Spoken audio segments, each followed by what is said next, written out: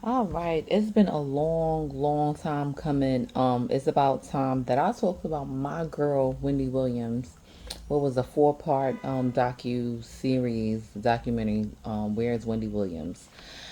Y'all know I love me some Wendy Williams. That's my lady right there. She is the soundtrack of my high school life. She was all she's the queen. She's an icon. She's a legend. And it was so hard to watch this documentary. But as I continue to watch it, I realized the reason why they put it out here. And I don't think it was just money. I know that she had like a deal with Lifetime to do some miniseries, a contract with them to do four miniseries, whatever the case may be, because I know she's done some other things with them as well. But I think it shines a light on conservatorship and guardianship. We already seen what it did to Britney Spears, but now we see what's happening with her and her struggles with addiction and alcohol abuse and things of that nature, and how it guardianship and conservatorship really is fucked up. I'm sorry to say it is really terrible and messed up. And it was so hard to watch because she doesn't look good at all. She does not look good at all. But so basically, Wells Fargo, like we already know, is holding her money because they felt fraud had happened, right? And me digging into conservatorship and guardianship, I didn't know that banks or bank employees, bank tellers, bank managers are mandate reporters, and they're mandate reporters, especially if there's some type of financial abuse findings, right? So that was good to know. As I research more and more about it, it's just like, 90% of people who are on guardianships are not released from that. So that's why Brittany was fighting for 10, 15, 20 years.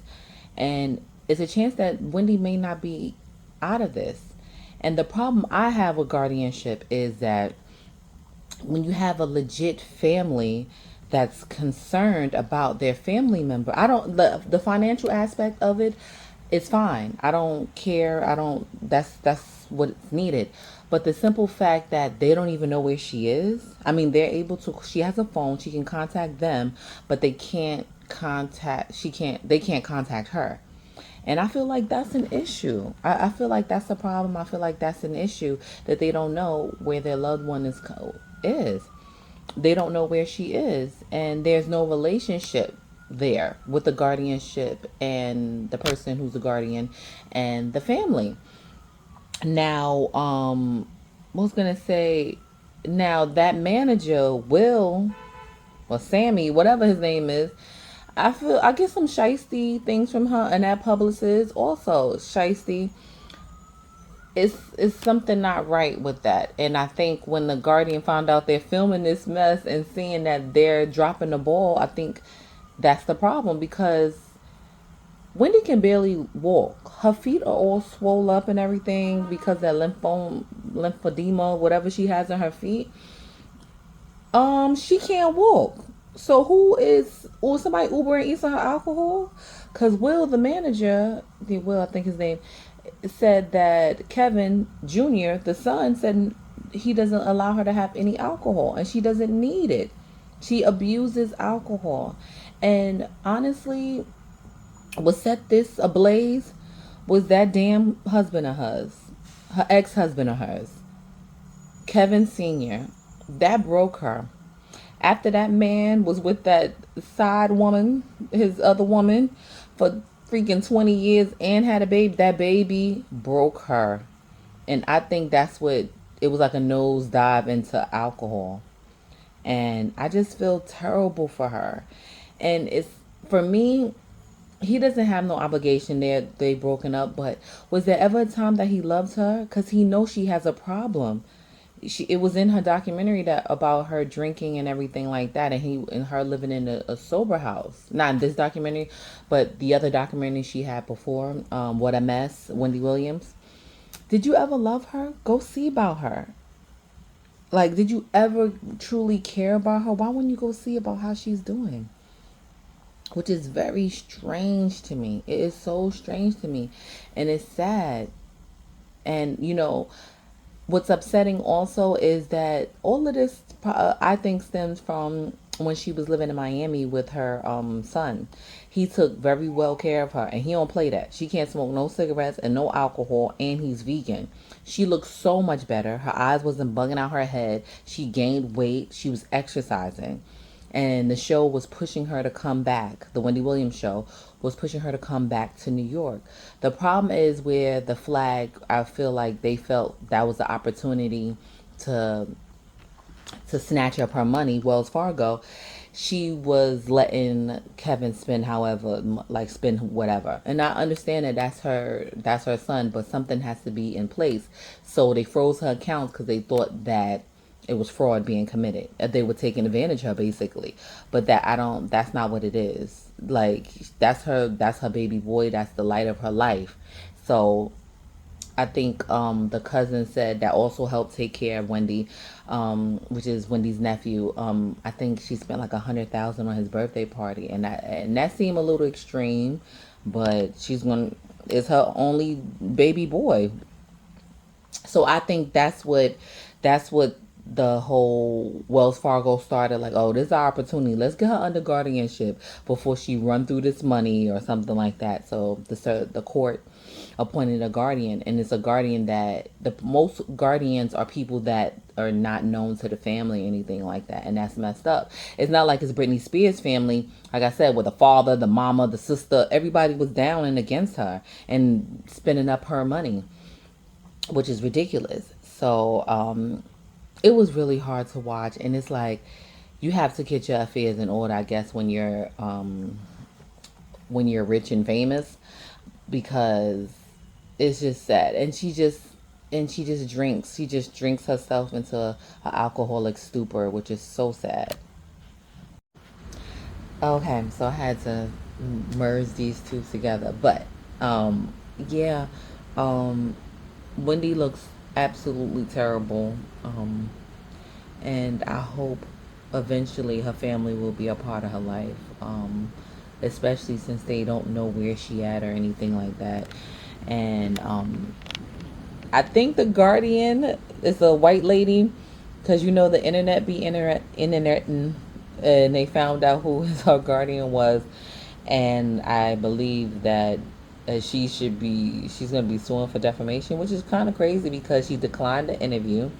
Anytime Will would say her name, they retracted her name, they bleeped out her name. So I don't know, but yeah, I think the family put this out to prove that the guardianship wasn't shit. They kept her boozed up and not aware of what's going on, paid for her little apartment, and that was it. Once it became clear to the guardian that it was um once it became clear to the guardian that they wasn't doing what they were supposed to do, that's why they locked her up and put her away where her family didn't know where she was. Her older sister Wanda is worried about her, and she didn't want to do the documentary at first, but she came in on the last part 4. She was able to speak to Wendy.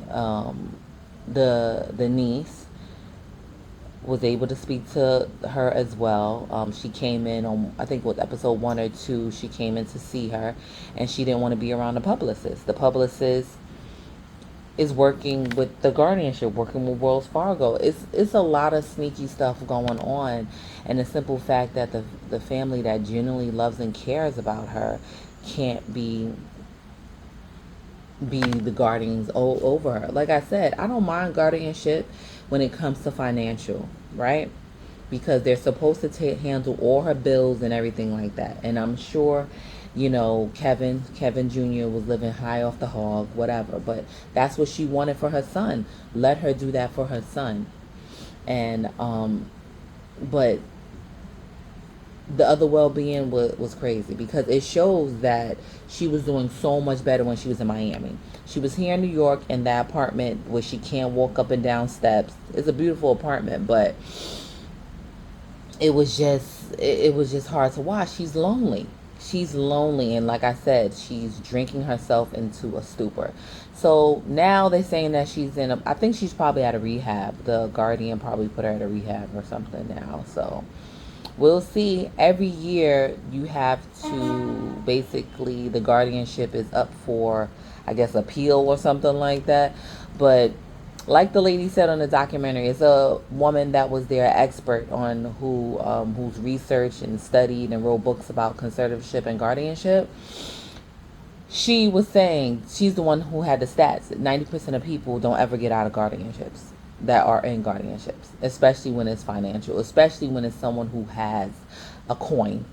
Um, and that's the problem with the system, with the guardianship. It's really sad. But all in all, it was absolutely terrible to watch. I could not stop thinking about Wendy Williams. Like, that's my mother or that's my aunt. But like she would say, that's my friend in my head.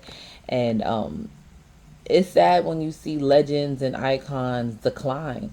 And that's what's going on with them. And I think she needs to be with her family. I think that will help a lot, because Kevin had found out her diagnosis that it was what was it? It was alcohol dementia. But it's a whole technical term for it, but I can't remember. I don't have it pulled up. But it's the same thing that Bruce Willis had. And you can see it. And it's really sad that her father, who's older than her, looking at her, how she looks, and she's like, oh, daddy, I'm going to be on TV on Wednesday. And he's looking at her, and he's such a sweet old man, black man. I know he misses his wife, Shirley. And just to see his daughter decline like that, that's not who she is. That's not what she is.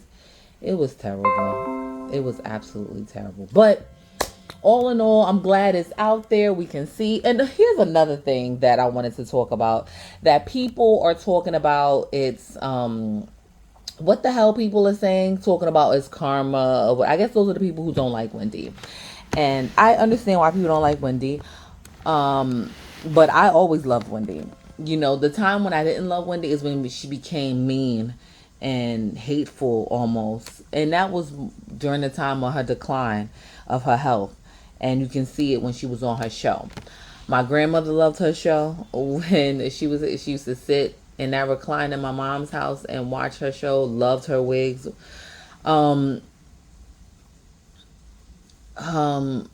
It's not karma, because Wendy do what we all did. Gossip. This is something she has not even built her career on. This is who she is. She loved tabloids. She loved gossip. She's nosy. All those things. Just like me. That's how I am. So I don't believe it's karma coming to her. Is what brought this on, honestly, I don't care what nobody say, is that motherfucking Kevin Sr. Kevin, what his name? Kevin Hunter Sr. It's his fucking ass who did this. Who destroyed that woman and broke her down. And now she had to drink herself into a stupor, into dementia. So that's who fault it is. That's who I'm motherfucking blaming. And the simple fact that he don't go check on that woman, just, I know you divorced, but you can't go check on her. Like, that shit is freaking me out. But niggas will do what niggas do. So, yeah, I'm not gonna say niggas ain't shit. I'm gonna say niggas will do what niggas want to do. So that's it. But I hope everything works out for Wendy, and I would love that podcast. Woo, child. Forget all these other ones. I don't care. Joe Budden, you'll be out of here too. Joe Budden, you'll be out of here. Even though I love Joe Budden and his crazy self. Shannon Sharp, I don't know. Don't Call Me White Girl. All of y'all will be out of here. Lip Service. If Wendy Williams come on back, it's a wrap for you hoes. That's all I'm saying. But yeah, I think you check it out. Tell me what y'all thought about it. Don't bring in that karma shit in my comments, and keep it cute in my comments. And please, let's discuss.